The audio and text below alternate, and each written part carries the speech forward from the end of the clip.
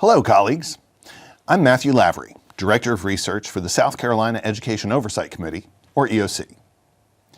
The videos that we've posted on this channel so far have discussed accountability measures that will appear on the 2023 school report cards for the first time.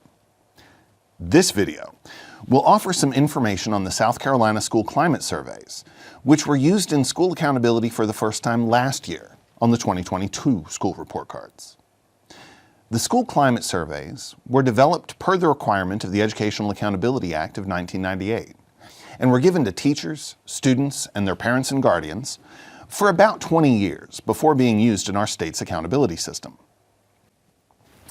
This meant that these surveys have been researched in our state for quite a while, and that we had some good historical data on how these metrics would perform. However, before being used in accountability, the school climate surveys were only given to students in the highest grade level at a given school, not to everyone. And this meant that the surveys hadn't been given to the same sample of respondents in the past as they were in 22. We have recently released an updated copy of the 2023 Accountability Manual, available on our website, that contains updated language and describes the use of the surveys in accountability in more detail, based on what we learned from using the climate surveys on school report cards for the first time last year. In this video, I'll go through everything that educators in our state might need to know about the surveys and their implementation, highlighting some of the updates that were made to the 23 Accountability Manual. The South Carolina school climate surveys come in 3 versions for 3 different groups of stakeholders. For each group of stakeholders, we'll talk about who gets to take the survey, or those members of the stakeholder group who should be given an opportunity to do the survey, and who needs to take the survey, or those members of the stakeholder group on whose basis the school climate indicator is calculated, and at least 80% of whom are required to do the survey. Let's start with teachers. All teachers employed at a school during the survey administration period get to take the survey. This year, surveys will be administered from February 27th through April 14th, a full 6 weeks. Thus, during that time, anyone employed at the school who has a teacher account in PowerSchool will have the opportunity to fill out a survey. Teachers who need to take the survey are those who are currently employed for 0.5 FTE or more in a position that would be eligible to receive teacher supply monies from the state, and who have been continuously employed at the school from the 45th day of school to the end of the survey administration window. So, for the purposes of the school climate indicator, a teacher is defined as an employee filling a position whose position code gets teacher supply monies, according to the most recent PCS information available on the SCDE website. A link to that website is included in the Accountability Manual. Note that the teacher does not need to actually have received a teacher supply check, only to be currently employed in a position that would be eligible to receive one. Also note that guidance counselors and media specialists are included on that list. And depending on how their school and district have set up PowerSchool, these personnel may not already have a teacher account in the system. In order to access the survey, they will need to have a teacher account created for them in PowerSchool. Any teacher who is assigned to multiple schools will only be included in the school climate indicator for a school to which they are assigned for at least 0.5 FTE. This means that it is possible for a teacher to be included in the school climate indicator for 2 schools if that teacher is assigned for 0.5 FTE at each of them. In this case, the teacher gets to be included in the school climate indicator for both schools if they fill out a survey for each school, but only needs to fill out a survey for one of them. If such a teacher only fills out one survey, then they will be counted as a required respondent at the school for which they completed the survey, and will be removed from the calculation of the indicator and of the teacher response rate at the other school. Teachers who would otherwise be included and who exit the school during the administration window will be included in the indicator if they have already completed the survey, and excluded from the indicator and from calculation of the response rate if they did not. Any teacher who is continuously employed in the district from the 45th day of school to the end of the survey administration period for a total of 0.5 FTE or more will be included in the calculation of the school climate indicator for the district. Any teacher in the district who is not employed for at least 0.5 FTE at a single school, but who is employed for a total of at least 0.5 FTE within the district, will be included in the district's school climate indicator. In addition, any teacher who is included in the school climate indicator for any school or district in the state shall also be included in the calculation of the school climate indicator for the state. All teachers who fill out a survey for a school will be included in the aggregated school climate data that is delivered to that school through the ADT system, regardless of whether that teacher met the requirements to be included in the school climate indicator for that school. Finally, if multiple surveys are found in the PowerSchool eCollect system for the same teacher, only the most recently submitted survey for the school will be analyzed.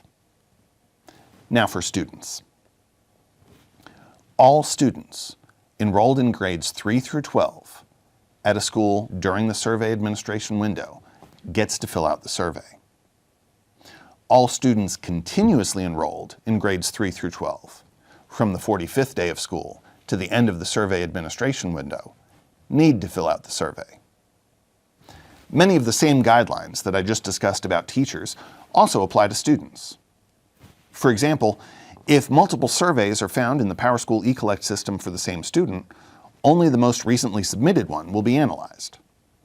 If a student exits a school during the survey administration window, then they are counted as a respondent and included in the indicator if they had already completed the survey before they left, and excluded from both the indicator and the calculation of its response rate if they had not. In addition, all student responses to the school climate survey collected for a school will be included in the aggregated school climate data that's delivered to that school through the ADT system, regardless of whether that student met the requirements to be included in the school climate indicator. Note that a recently arrived multilingual learner who is not initially proficient in the English language and who has been enrolled in U.S. schools for less than 12 months shall be excluded from the school climate indicator only if the survey cannot be administered to the student in the student's home language. At present, the South Carolina School Climate Survey is currently only available in English, but those translation efforts are currently underway and are expected to be available for the 2024 administration of the survey. Now finally for parents. Note that although aggregate responses to certain items to the parent survey are reported on school report cards, as they have been for several years now, the version of the South Carolina School Climate Survey that is administered to parents and guardians is not used in calculating the school climate indicator. As a result, there are no members of that subgroup that need to take the survey in the way that we've been defining need to in this video. However, the parent or guardian of any student who is enrolled in any South Carolina school in any grade level, pre-K through 12, on January 6, 2023, gets to fill out the school climate survey for the school at which their child was enrolled on that date. January 6th was the date on which a list of all students in the state was exported from PowerSchool and used to generate unique links for their parent or guardian to access the survey. Note that a unique link to the parent survey has been generated for every student in South Carolina. So families with multiple children will receive multiple links. We are only asking parents and guardians to complete one survey for each school at which they have children. They are welcome to fill out a separate survey for each child if they like, but we're only asking them to do one survey per school. For example, if a family has 5 children, 2 at an elementary school, 2 at a middle school, and 1 in high school, then they are welcome to complete 5 surveys.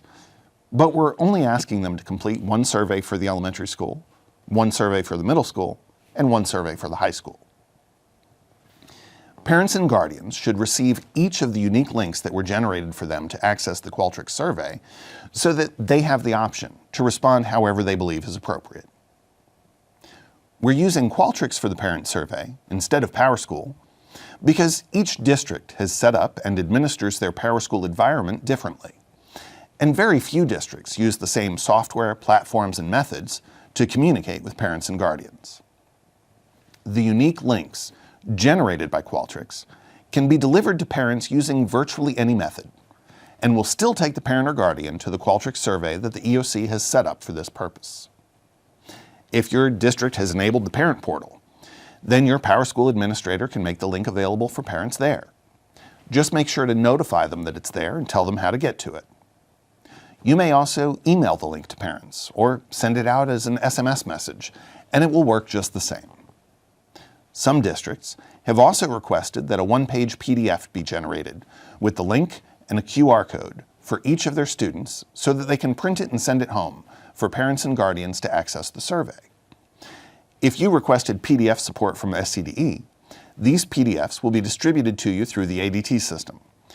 You will also receive a separate PDF with automatic translations of the English text from that first one into the 8 languages in which more than 100 families in our state have requested written materials from their school. Please make the translated instructions available to your multilingual families and to any parent or student who requests them. Now remember, these are computer-generated translations and may not be as accurate as human translations, so some additional support from your Title III personnel could be helpful.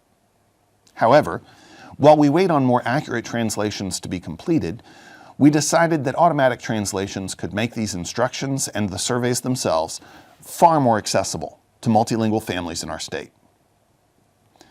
Now, there have also been a few other updates to the School Climate Indicator section of the Accountability Manual.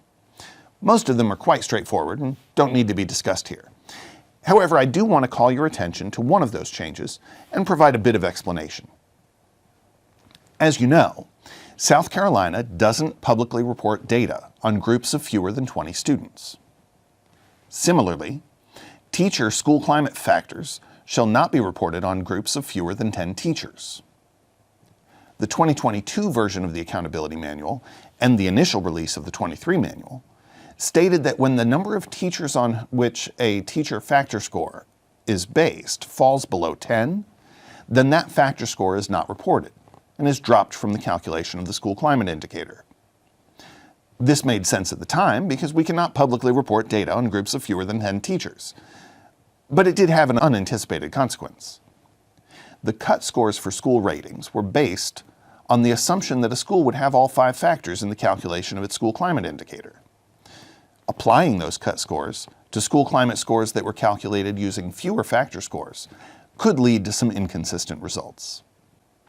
Now, it is true that the experiences of teachers at one school within a district may be very different than the experiences of teachers throughout the district as a whole.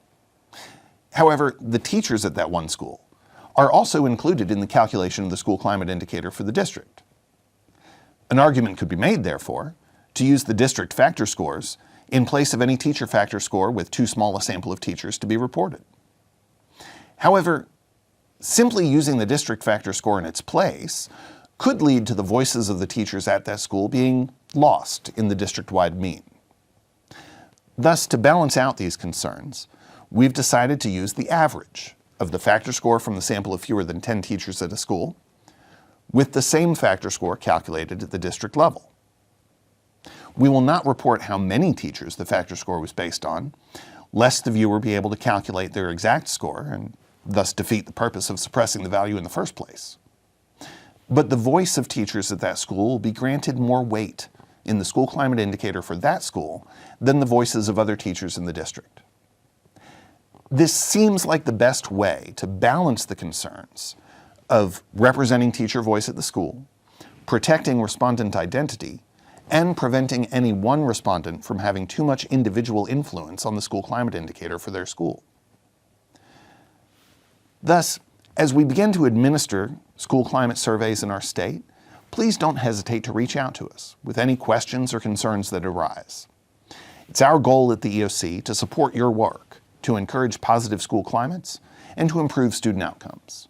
And, as always, thank you for all that you do for South Carolina students.